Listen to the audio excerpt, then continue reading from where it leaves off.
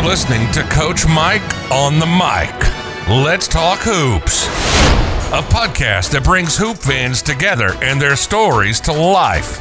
Coach Michael Herrera is a Texas high school basketball coach with 3 state Final Four appearances and a lifelong fan of the game. He'll sit down with coaches, players, and fans to share stories, game perspectives, X's and O's, and lessons learned along the way.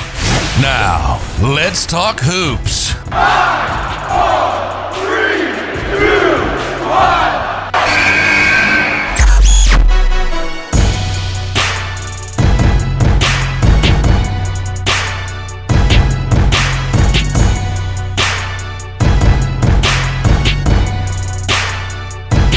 Thanks for joining me on another episode of Coach Mike on the Mic, Let's Talk Hoops.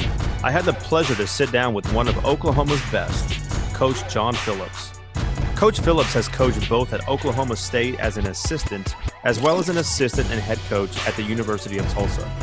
He is the last coach to get a win for TU in the NCAA tournament back in 2003 and has an Oklahoma 6A high school basketball championship under his belt as well. What an honor it was to sit down with him and talk hoops. Please welcome Coach John Phillips. So let me just start. Coach Phillips, thank you for being on this podcast with me and taking some time to visit with me today. When I first decided I wanted to do a podcast, there was a list of people that I knew I wanted to interview first, and you were up there on that list. And I've always been told that when you make a list of your top people to interview, you have to have like a wish list, right? You don't ever know if you're going to get a chance to interview them or not. And to make the connection with you the way that I did through social media, man, I'm just blessed and I'm fortunate to be able to talk to you. And here's why, Coach, because, I'm going to tell it in my eyes, but back in 2000, I had tried out as a walk-on. And that was when Buzz Peterson took over as the basketball coach at the University of Tulsa. And, I tried out, and I'll never forget this moment where I'm walking home. I lived off of, right off of campus, about a mile off of campus. And I'm walking home after tryouts. I think it was like maybe the second day of tryouts. And you gave me a phone call. And you're like, hey, Mike, can you make it to practice tomorrow? And like the hair rose on my arms, and like I was like, wait, Coach, so does that mean I made the team? And just that acceptance and that validation that you gave me as a basketball player, not being recruited to play basketball, I just wanted to be a part of a team and help in any way that I possibly could. That had a significant impact on my life. And I know that the insignificance of my role on that team played a very minor role at all, but it made a huge impact in my life because fast forward to now 2020, and I've been a high school basketball coach for the last 15 years, where I now get to validate basketball players by putting them on my team. So Coach Phillips, thank you for everything that you did for me, whether you know it or not, but it's such a privilege and honor to be able to share that with you, to let you know what impact you had on my life. So thank you for being on this podcast. Hey, Michael, I it really means a lot to me to hear your story and that I had a little bit to do with it. As you know, I love basketball and I love coaching and being able to make a positive influence on a young person who's looking to try to figure out what he's going to do in life. That really makes me feel good. Well, Coach, a lot of times, those are those moments where my definition of success is that when our athletes and when our students come back and say thank you. So it would be a disservice if I didn't do the same and extend that to you. But I'm trying to connect with Gianni. Gianni was a walk-on that year with me, and I'm trying to reconnect with him from Angola. And hopefully I can make that connection with him as well. And now it's time for Layup Lines.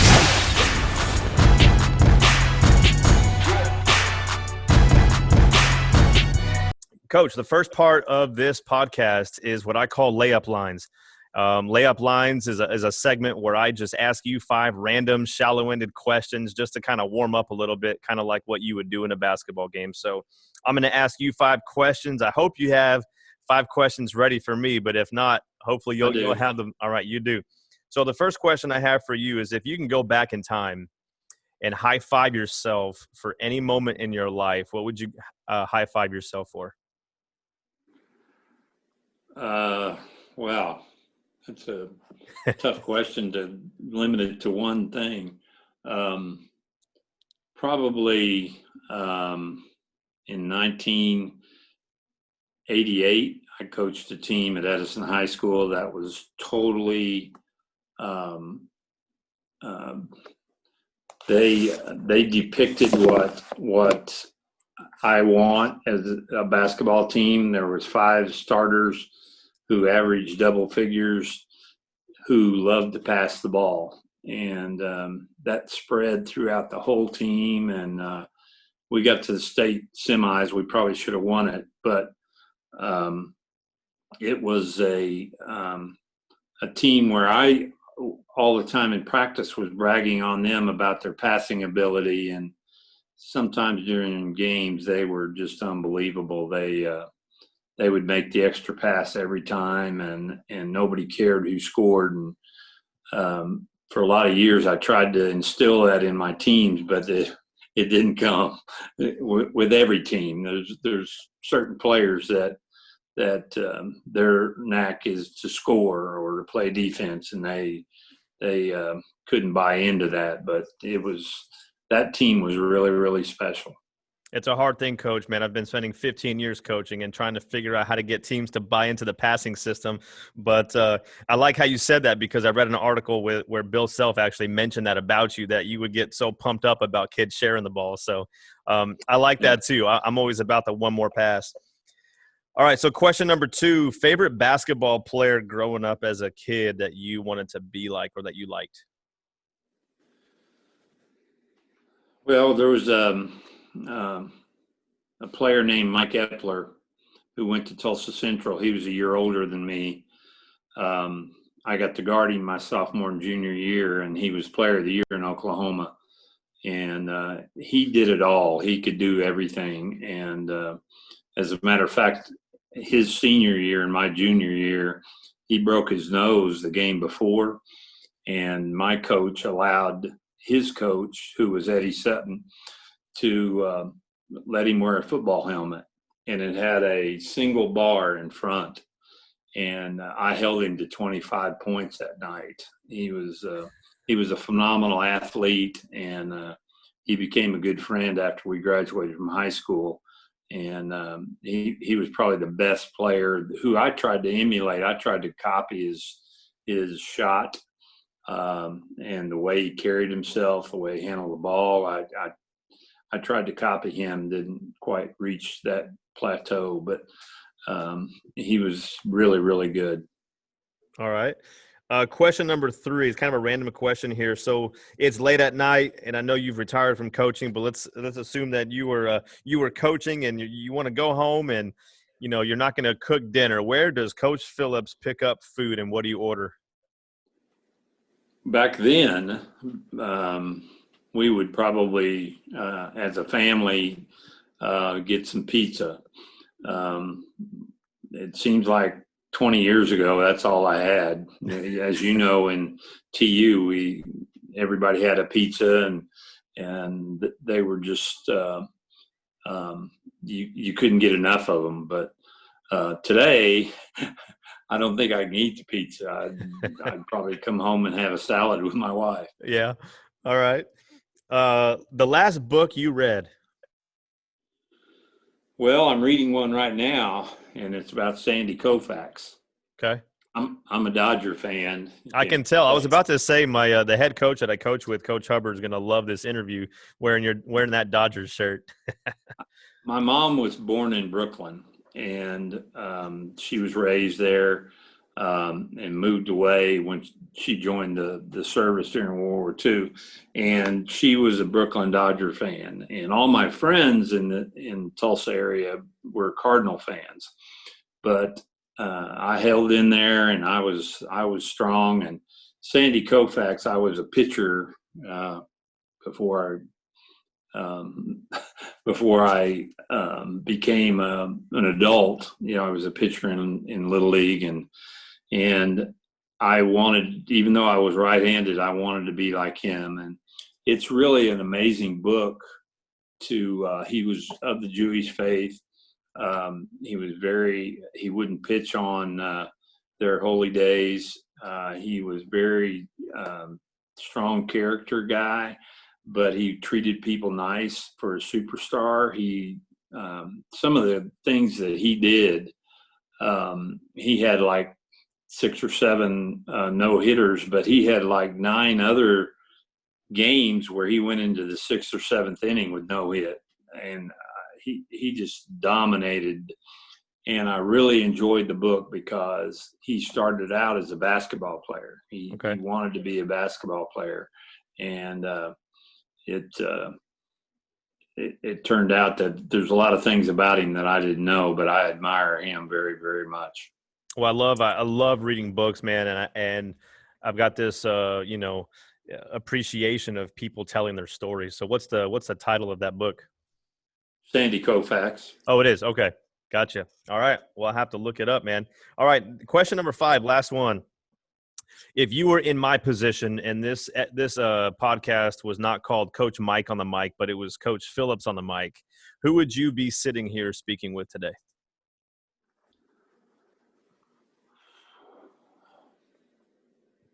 I hadn't even thought about the question is obviously about somebody that I admire very much. Obviously, Bill. He was very important in my career. Bill Self. I guess it'd be Bill. Yeah. All right. He's on my wish list, but it may have to wait for a little while. Yeah. But all right. He'll do it, Michael. He's an amazing guy. Well, I remember a lot about him. So I don't know if you remember this, but the year prior to my junior year, I was actually on the women's practice squad when Coach Kathy McConnell Miller was there. And obviously Bill Self was there and his staff. So, and my roommates being Greg and Kevin, I got to talk with Bill Self a lot back then, and of course, Tulsa is such a small campus that the connections that you had with people that at a bigger campus you would never have. And that's what made TU so special. But one of these days I will. Actually, Tony and Lila is someone that I'm going to be interviewing soon. I think actually this next week. So I'm trying to make my rounds. Ask Tony, he'll reluctantly talk about them, but ask him about his kids. Oh, absolutely. They're really good. I just love them on social media and keeping up with the Hurd family. So yeah, him and Lila are very, very special to me. Very well. Well, Coach, that was your 5 questions. It's your turn to shoot 5 back at me. All right. First question is family. Tell me about your family. So born and raised in San Antonio. My family's doing well. We've kind of all split up. Got a sister in San Angelo right now. I have a twin sister who lives in Houston. I have an older brother who lives in San Antonio, and then another older sister who recently moved to Boston. But so we're all kind of all over the place. My mom still lives here, and my dad lives in Houston. But everybody's healthy and safe during this crazy pandemic, How about your children? Do you have any? Yeah, so my personal family, been married for 15 years now to my wife, Courtney, who I met at Texas Tech. So after I left TU, I went and did my master's at Texas Tech in exercise physiology. And we actually have a little 2-year-old daughter named Cora Lee, and I've got a 4-year-old son named Jackson Cade. Oh, cool. And certainly blessed, Coach. I've got some grandkids that are about that same age, and they're really special. And you can spoil them all you want as a grandparent. I wondered about your major. It was an unusual, or not unusual, but it was new at the time. And whether you knew going into the major what you wanted to do, or whether you just weren't sure and you you thought it sounded like something good. I'd really like to find out more about why the players, and specifically a walk-on, would choose whether it be something that you'd want to do the rest of your life, and whether coaching was considered. Yeah, so actually my passion, just like every other basketball player growing up as a kid, is your plans to be in the NBA, right? And play in Division I basketball and all that kind of stuff. Well, then, reality sets in and you realize, okay, that's not going to happen. So what else can I do? Coach, I actually really had a desire to become an NBA physician. That was my ultimate dream. So when I went to TU at the time, they were one of only maybe 4 schools that had a accredited athletic training program. So I started off as an athletic trainer my first semester, but then realized how much time that entails. And that's why I have a real appreciation for athletic trainers, because they're there before practice, during practice, after practice, and the teams left, the coaches have left, and they got to clean the place now. So time was something that I wanted to have, and I wouldn't have that as an athletic trainer. So I switched to exercise science, thinking that, get my degree and go off to medical school to become a physician. Well, somewhere, they always say everybody changes their major at least twice, when they're in college. So I just didn't want to go to school for 13 more years after graduating. So I was like, what else can I do? And I had this love for basketball, and I always have. And that's why, when I told you that you had an impact on my life, is because the birth of this idea of coaching came about. And it wasn't so much, that you're going to be the star player and get lots of minutes and points, but as a walk-on, you see basketball from a different lens. You tend to have those side conversations with assistant coaches, and you and I had conversations. I would have conversations with the equipment managers, like, because you weren't involved so much in the practice. And I don't mean that in the negative way, but for me, it was a positive, because I just watched and learned from these guys like Marcus Hill and David Shelton and Kevin Johnson and Tony Hurt, all these guys. And I'm like, man, like, how awesome it is just to be a part of this. I want this every day. And so this idea of becoming a basketball coach really kind of started there. And then, teaching high school, I actually teach medical classes. And in order for me to teach what I teach, you have to have 2 years of medical experience. So after I graduated, I went to Houston, did the medical field for a couple of years, and now I'm teaching kids to become medical assistants while I coach basketball. So early on, I guess it was my junior year in college when I really started, thinking about this idea of coaching basketball. And it kind of started with you, actually, and being on that team that year with Buzz Peterson.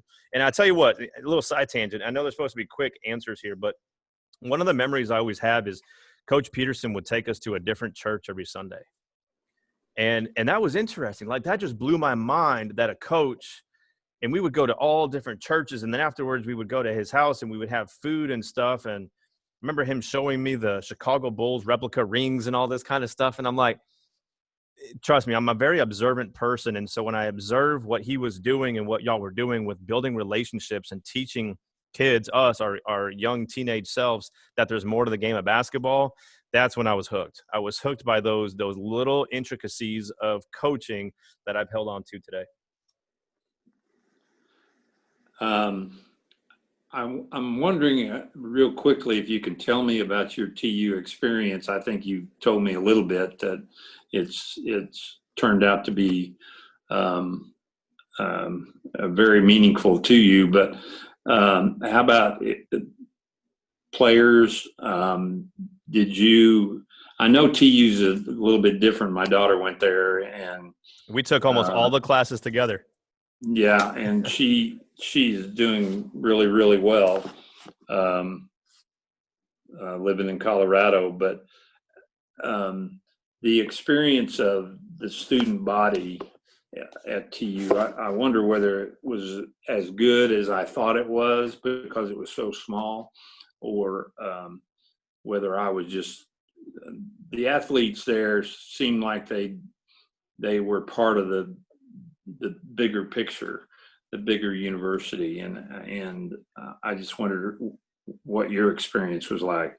Yeah, so for me, I grew up actually kindergarten through 8th grade. I went to a private school. I went to a Catholic school, And that's where my mom worked, and that's where we went to school. And then I went to public school for high school, which, is a huge thing in Texas. So with thousands of students. And, that was an eye opener for me in high school, because I went from private Catholic school to public school, from discipline to a lot of non-disciplined students, with students talking when the teachers were talking. I'm like, that was a culture shock for me. So when I made the decision to go to TU, I need that teacher support. I need that relationship with the teacher or the professor that would know me for who I am, versus going to a school where I would be in a classroom with, 500 people in a big auditorium where the teacher would never get to know me.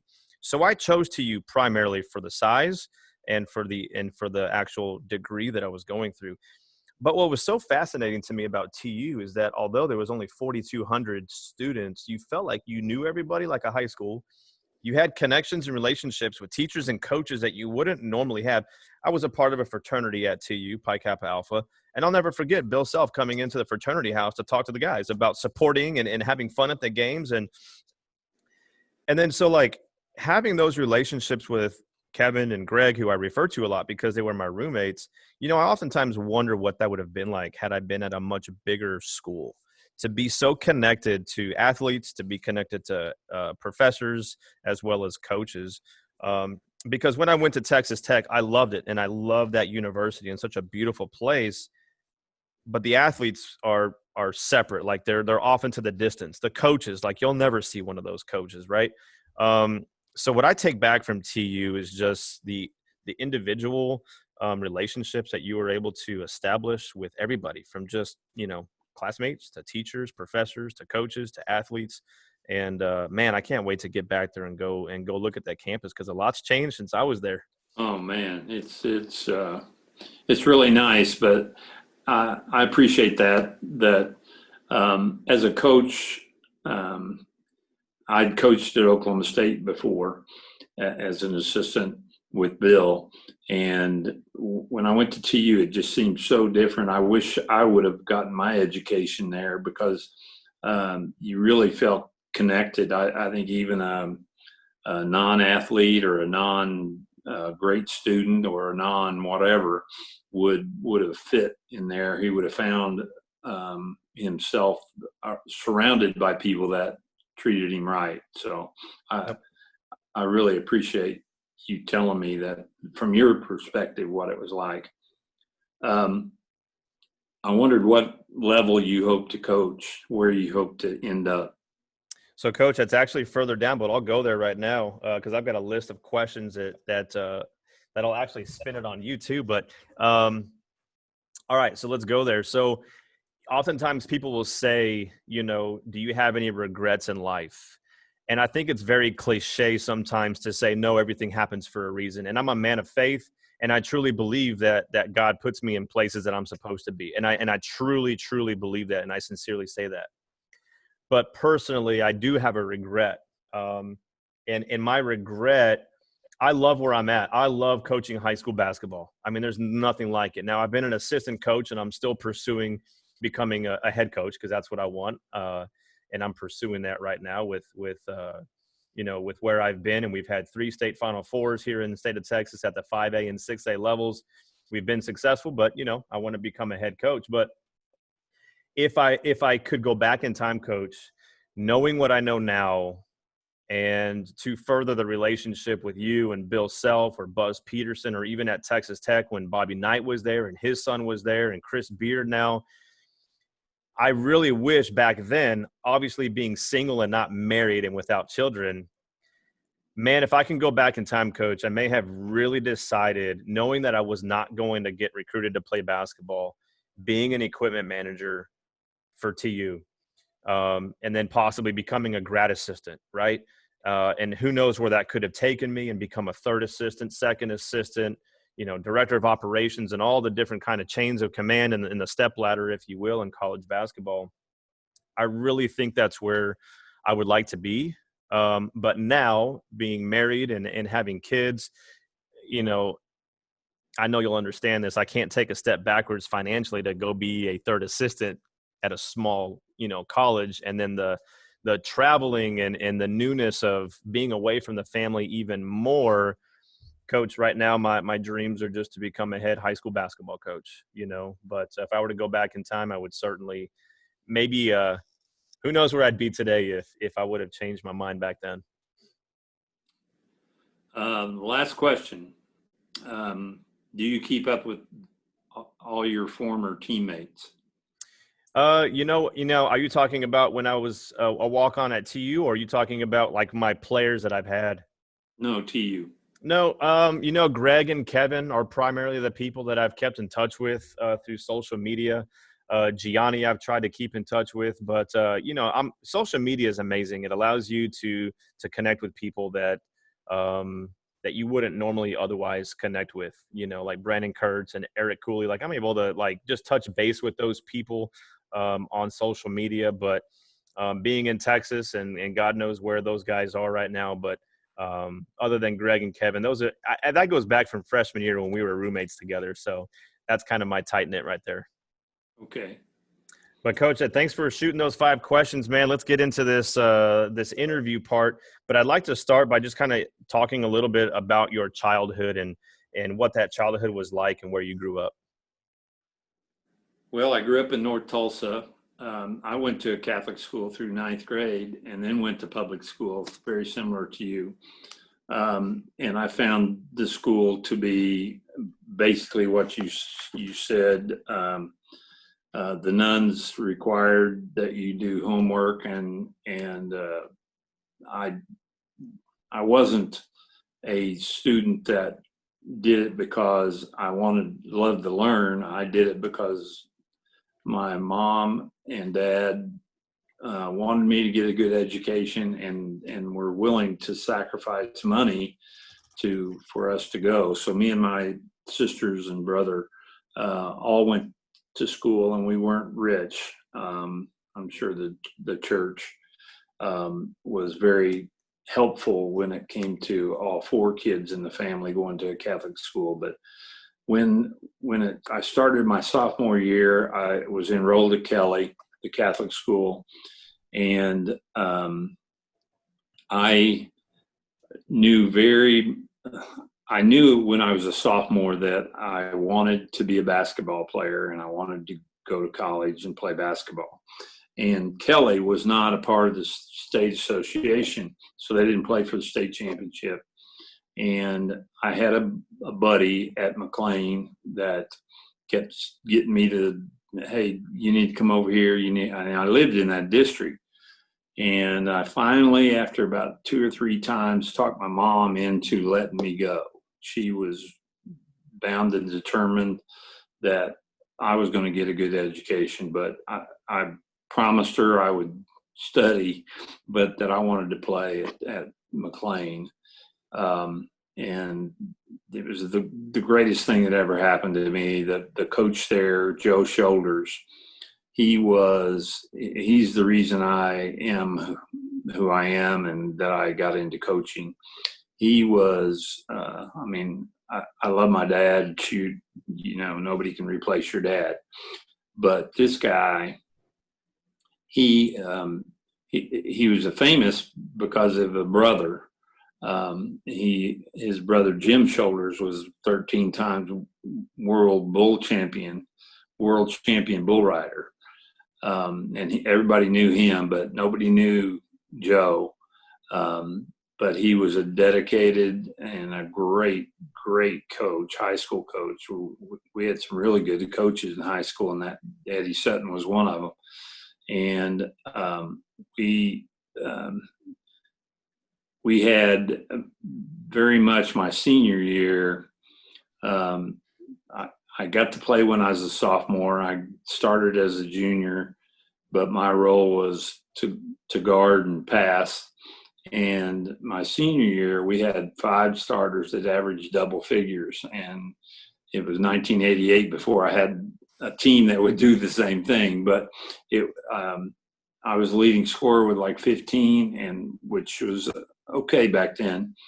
But we had 5 that averaged 10 or above. And it was so fun to play on that team. And I just really enjoyed it from a social point of view. I mean, we liked each other, teammates, and I found out how important it was for you to have teammates that like each other. That if they thought selfishly, it didn't work. If they fought over the same girl, it wasn't going to work. I mean, that you had to instill in their mind that it's a family and you're not going to get along all the time, but you're going to love each other. And I learned from that. And like I said, Coach Shoulders went to OSU and played for Mr. Iba. And the one reason I bring that up is he was not a proponent of how Mr. Iba played. Most of the coaches in Oklahoma advocated defense, half-court defense, and control the ball. And that's how Sutton played. His scores sometimes would be 30 and 40, but he would win. But he would control the offense. Coach Shoulders had gone to Kansas and was a high school coach there for about 4 or 5 years, and they run in Kansas. And nobody ran around here other than the black team, Booker T. And we loved it. We would we would a lot of times, we averaged over 75 points a game my senior year, which is a lot back then. And we played hard defense, but we pressed. And I can still remember my buddies just loving the way we played. It was so different than everyone else. And so I think I learned from Coach also that there's a lot of different ways to skin a cat, and you don't have to. When you have a team and you're going to coach them and they can run, then you need to let them run. Absolutely right. And when the team was not very good offensively, then you could slow them down. And I've coached every way imaginable. But it was because of coaches instilling in me that, hey, you got to coach the way your players can play. And it really helped me out. So, you talked a little about playing basketball. Is there a highlight that you have in your basketball career? Well, in high school, did you knock down that half court shot, or I only hit one shot? Bill Self, as his senior year, hit like 7 game winners, and I had one. And it was my junior year, but I always told him I got it done way before the clock was running out. I didn't want to lead it to suspense, but it probably, we played Central in my senior year, the regional game to go to the state playoffs. They were undefeated. We had almost beat them earlier in the year. We lost to them in a double overtime, but they were really, really good. They had 2 guys that played. One went to Kansas, one went to OSU. They were really good, but Coach really got up for coaching against Coach Sutton because they both went to OSU. And he designed a triangle and 2 defense against these 2 guys, and with, I'm trying to remember exactly how it, it's been changed over the years when I talk to my buddies, but we're down 1 with like 6 or 7 seconds to go, and they're shooting 1-and-1. And Coach calls time and gets over with the team.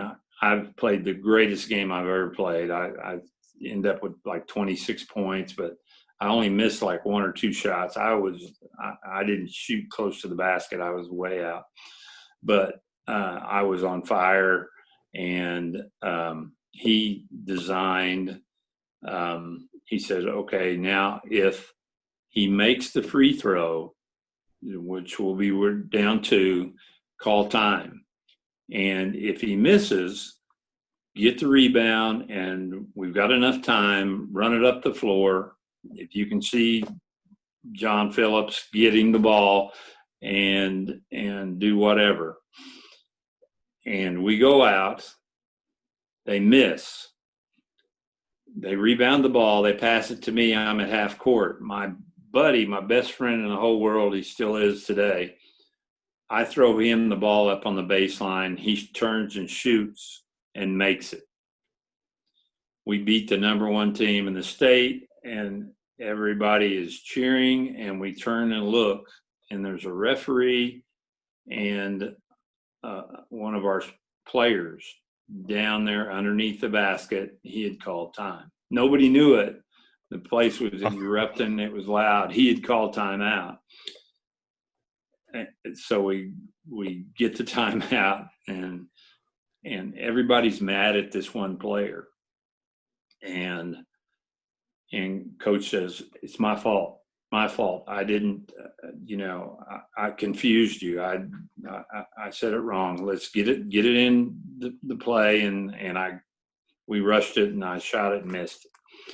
But the thing that impressed me about Coach, everybody after the ball game was blaming that one guy, and he wouldn't let anybody do that. He took the responsibility and the blame for communicating wrong, and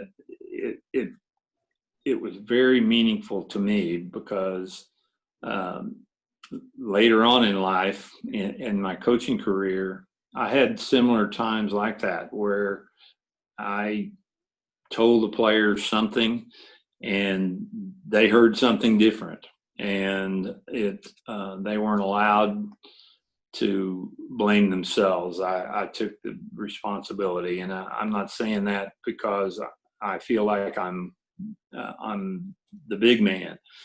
It was taught to me that you accept the responsibility of not communicating, of not doing it right, of changing defenses when you shouldn't have.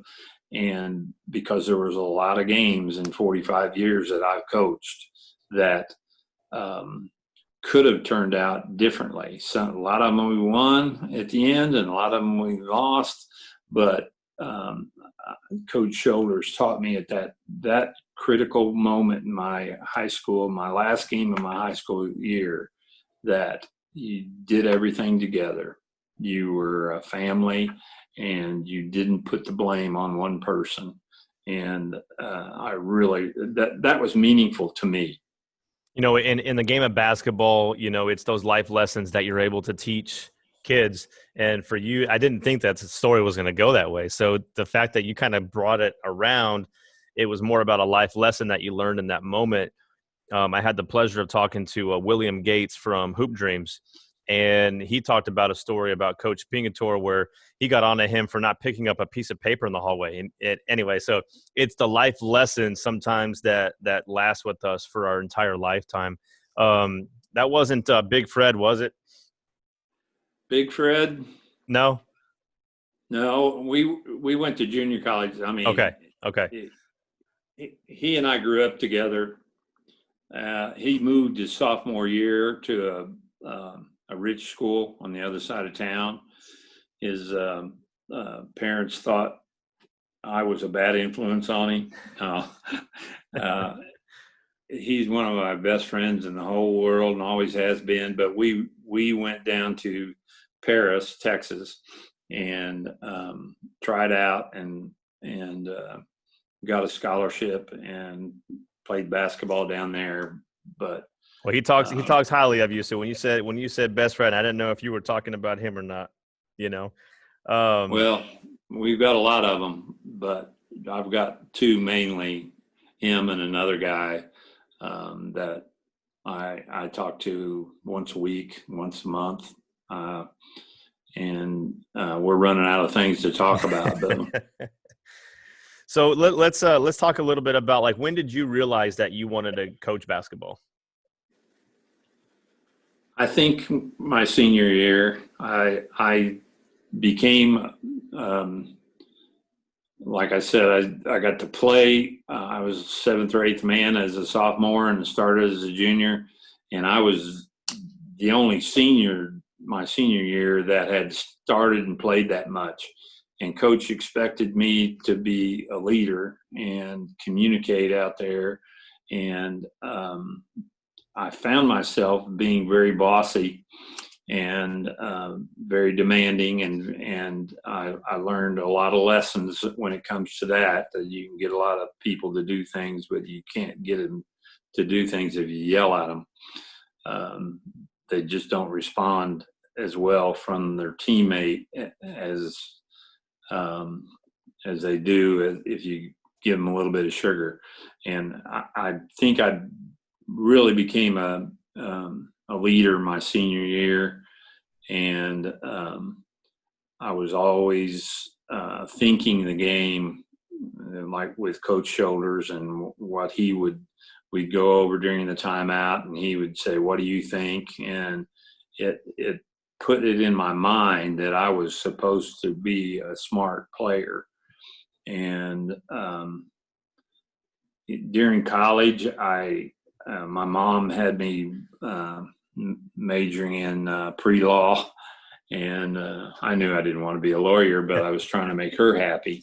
And like I said, I went to Paris, and then I got drafted and went into the Army for a couple of years. I really had a great Army experience. It was during the Vietnam War, but I got sent to Germany, and I was on a brigade team that was almost all black. And it really helped me as a player to understand how the game is seen through the eyes of a different culture, different.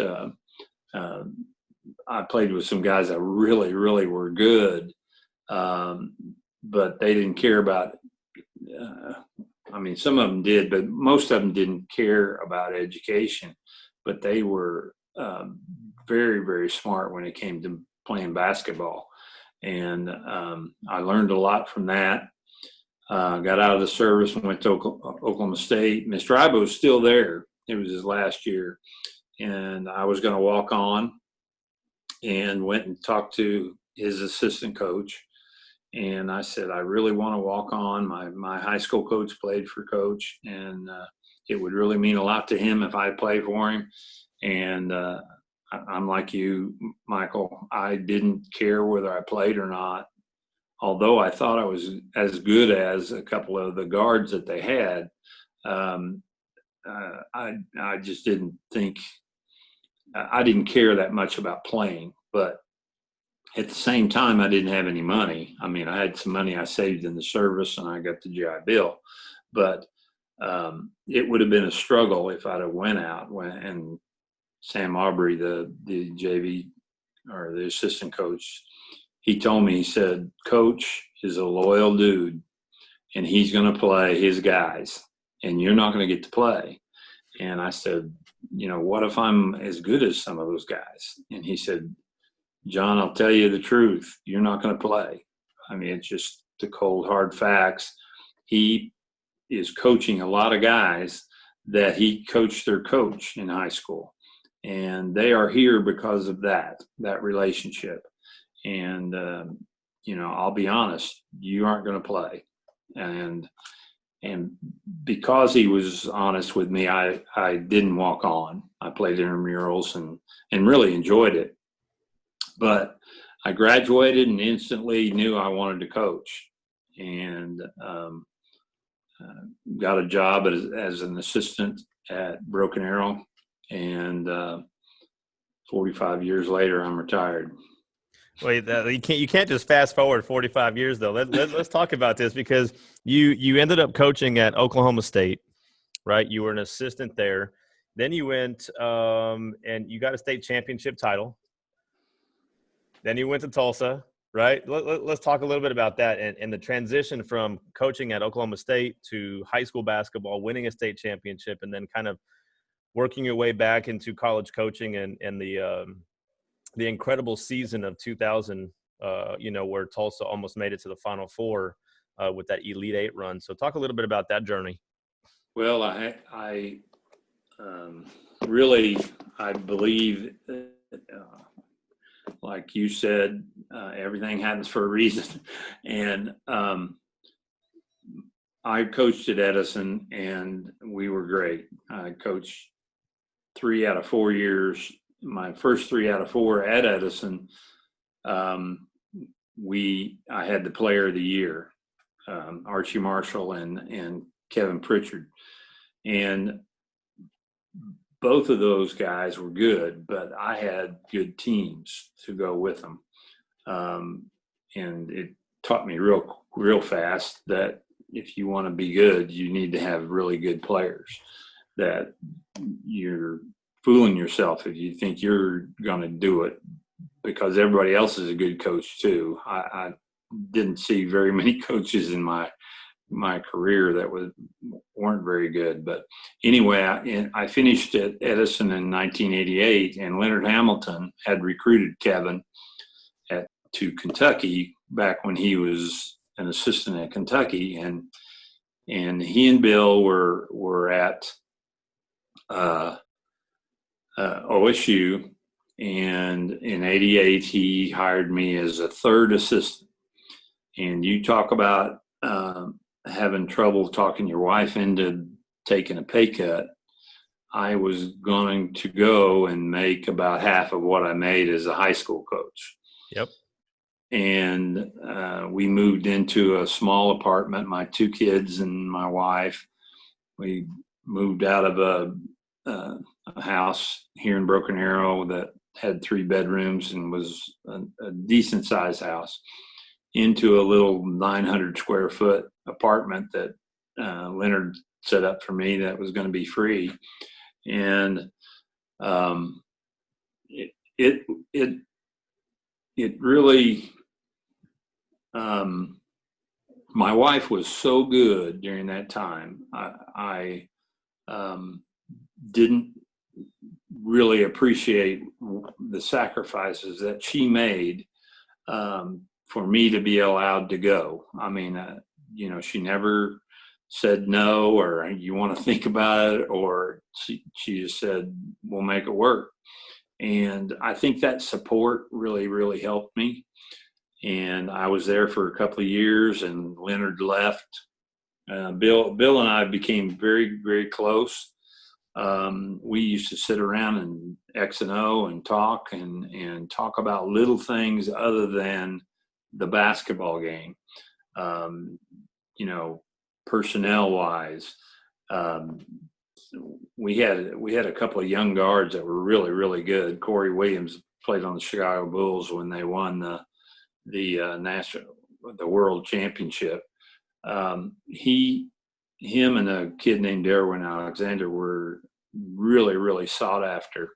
But we had a couple of guards that Chris Gaffney and Chucky Davis that could really pass the ball to the post, and it taught me how a player may not be as good, but he can get the job done and what you need done.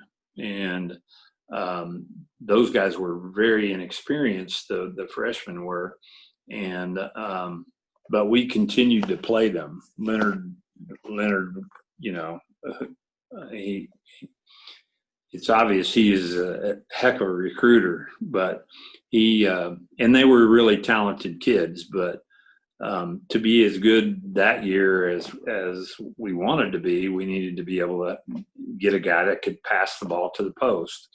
And we had made it to NIT both years, so it's not like we were terrible, but we would go on the road and lose by 20 at Iowa State or K-State or somewhere, and then we'd come back to Gallagher and win by 20. I mean, it was really an unusual year, but we ended up going to the NIT and losing the second round both years.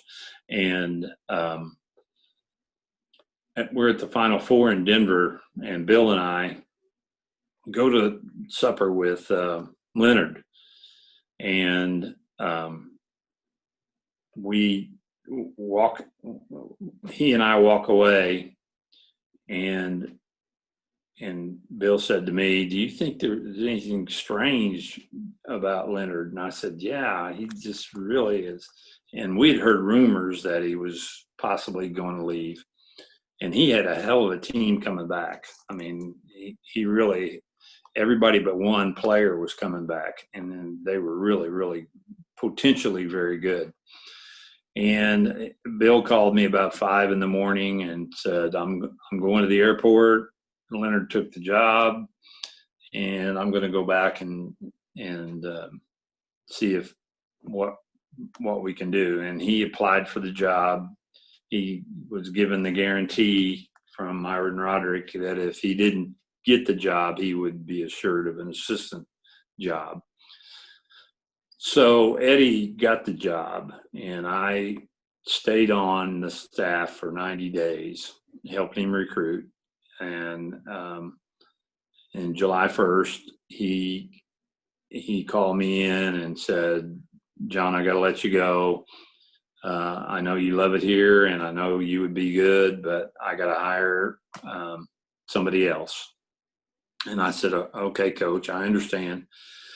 And it was really lucky that Stillwater High had an opening, and I applied for it and got it. And so for 3 years, I was at Stillwater High. And then Broken Arrow, who I had coached at 20 years before, they called, and they had a head job. The head job was open, and it was the biggest high school in the state. And they'd never won in basketball, and I always thought, man, I could do it. I really think they're missing the boat. I can get the kids to believe. I don't know why I thought that. Because all coaches are crazy, man. We all think that. Like everybody didn't think the guys before me didn't think anything about, oh, okay, we can win it. But anyway, I got the job. 4 years later, we win the 6A big school state championship. It was a great team. They had no guys that were Division I players, but they ran the motion offense like nobody you've ever seen, Michael. They were as close to the 88 team as far as being unselfish. They couldn't quite pass as fancy and as good as the 88, but they understood what team was about.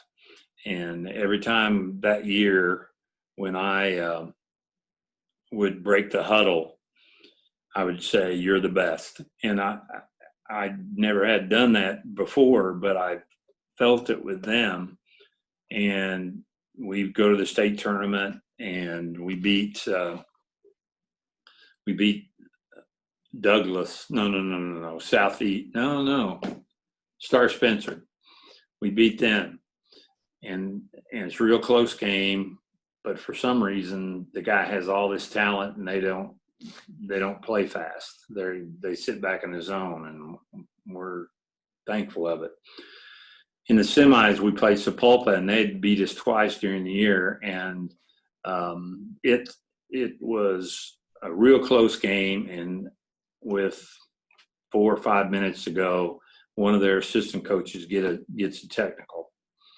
And we hit the 2 free throws. We hit the bucket and got a foul, hit the 2 free throws, throw the ball in, and score. So we scored like 8 points with no time off the clock. And we ended up winning that game. And then we played Memorial, who had the best team in the state. They were number 1 from the beginning of the year. And they had beat us in the area tournament the week before by 12 or 15 or something. It was double digits.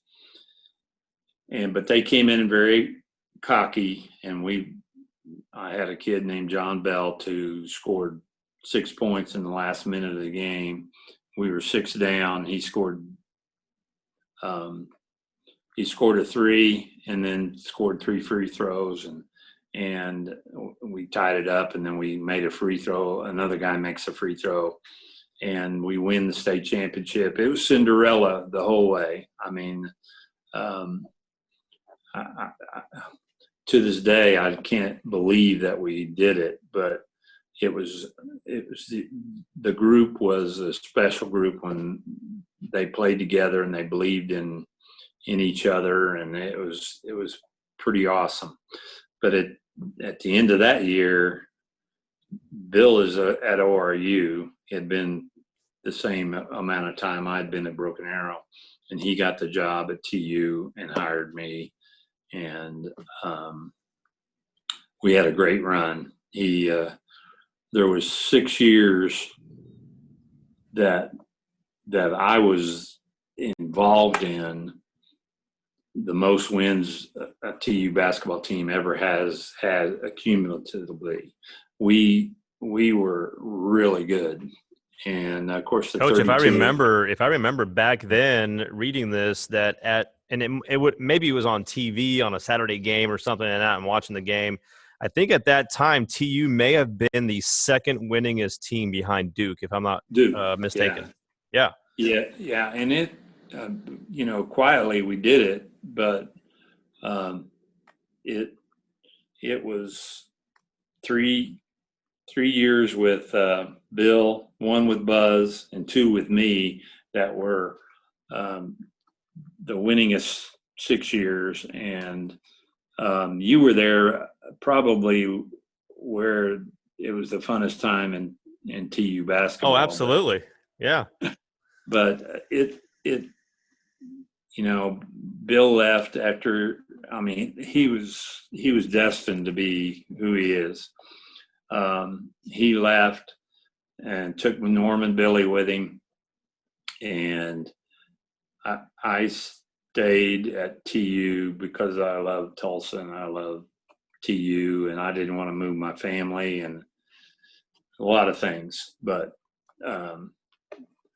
I would have loved to have gone with Bill because I feel like we were good together. But so were Bill and Norm. They were. He trusted all 3 of us, and I think that was what made it special. We could say something, we shouldn't be doing this, Bill, and he might get mad about it, but we weren't afraid to say it. And I really feel like that was a great bond that a coaching staff had that was really, really special. And we liked each other. He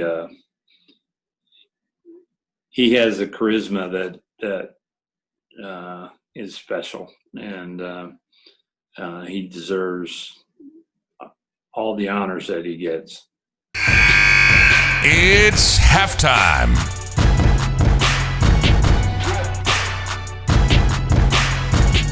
Thank you for listening to Coach Mike on the Mic. Let's Talk Hoops. If you enjoyed this episode, be sure you subscribe and click the notification button and then share it with your friends.